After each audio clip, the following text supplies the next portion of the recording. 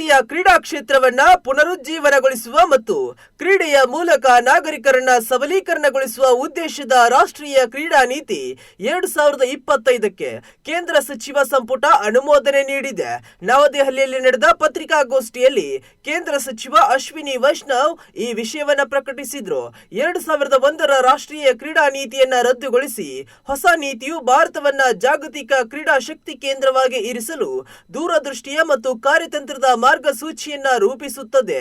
ಇದು 2036ರ ಒಲಿಂಪಿಕ್ ಕ್ರೀಡಾಕೂಟವನ್ನು ಆಯೋಜಿಸುವ ಮಹತ್ವಾಕಾಂಕ್ಷೆ ಸೇರಿದಂತೆ ಅಂತಾರಾಷ್ಟ್ರೀಯ ಕ್ರೀಡಾಕೂಟಗಳಲ್ಲಿ ಶ್ರೇಷ್ಠತೆಯನ್ನ ಸಾಧಿಸುವ ಭಾರತದ ಪ್ರಯತ್ನವನ್ನ ಬಲಪಡಿಸುತ್ತದೆ.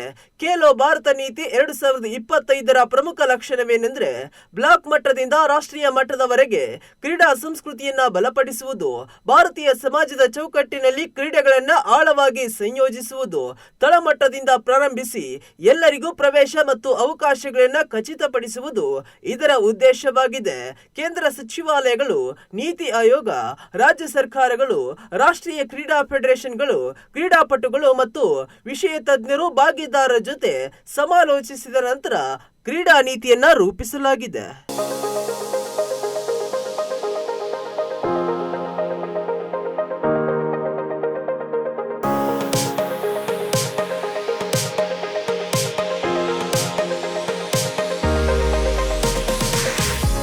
ಭಾರತೀಯ ಕ್ರೀಡಾ ಕ್ಷೇತ್ರವನ್ನ ಪುನರುಜ್ಜೀವನಗೊಳಿಸುವ ಮತ್ತು ಕ್ರೀಡೆಯ ಮೂಲಕ ನಾಗರಿಕರನ್ನ ಸಬಲೀಕರಣಗೊಳಿಸುವ ಉದ್ದೇಶದ ರಾಷ್ಟ್ರೀಯ ಕ್ರೀಡಾ ನೀತಿ 2025ಕ್ಕೆ ಕೇಂದ್ರ ಸಚಿವ ಸಂಪುಟ ಅನುಮೋದನೆ ನೀಡಿದೆ.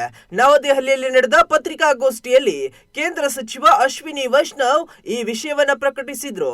2001ರ ರಾಷ್ಟ್ರೀಯ ಕ್ರೀಡಾ ನೀತಿಯನ್ನ ರದ್ದುಗೊಳಿಸಿ ಹೊಸ ನೀತಿಯು ಭಾರತವನ್ನ ಜಾಗತಿಕ ಕ್ರೀಡಾ ಶಕ್ತಿ ಕೇಂದ್ರವಾಗಿ ಇರಿಸಲು ದೂರದೃಷ್ಟಿಯ ಮತ್ತು ಕಾರ್ಯತಂತ್ರದ ಮಾರ್ಗಸೂಚಿಯನ್ನ ರೂಪಿಸುತ್ತದೆ. ಇದು 2036ರ ಒಲಿಂಪಿಕ್ ಕ್ರೀಡಾಕೂಟವನ್ನು ಆಯೋಜಿಸುವ ಮಹತ್ವಾಕಾಂಕ್ಷೆ ಸೇರಿದಂತೆ ಅಂತಾರಾಷ್ಟ್ರೀಯ ಕ್ರೀಡಾಕೂಟಗಳಲ್ಲಿ ಶ್ರೇಷ್ಠತೆಯನ್ನ ಸಾಧಿಸುವ ಭಾರತದ ಪ್ರಯತ್ನವನ್ನ ಬಲಪಡಿಸುತ್ತದೆ.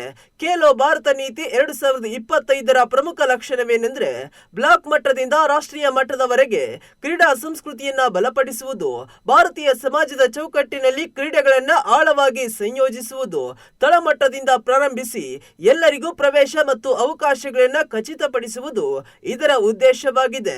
ಕೇಂದ್ರ ಸಚಿವಾಲಯಗಳು, ನೀತಿ ಆಯೋಗ, ರಾಜ್ಯ ಸರ್ಕಾರಗಳು, ರಾಷ್ಟ್ರೀಯ ಕ್ರೀಡಾ ಫೆಡರೇಷನ್ಗಳು, ಕ್ರೀಡಾಪಟುಗಳು ಮತ್ತು ವಿಷಯ ತಜ್ಞರು ಭಾಗಿದಾರರ ಜೊತೆ ಸಮಾಲೋಚಿಸಿದ ನಂತರ ಕ್ರೀಡಾ ನೀತಿಯನ್ನ ರೂಪಿಸಲಾಗಿದೆ.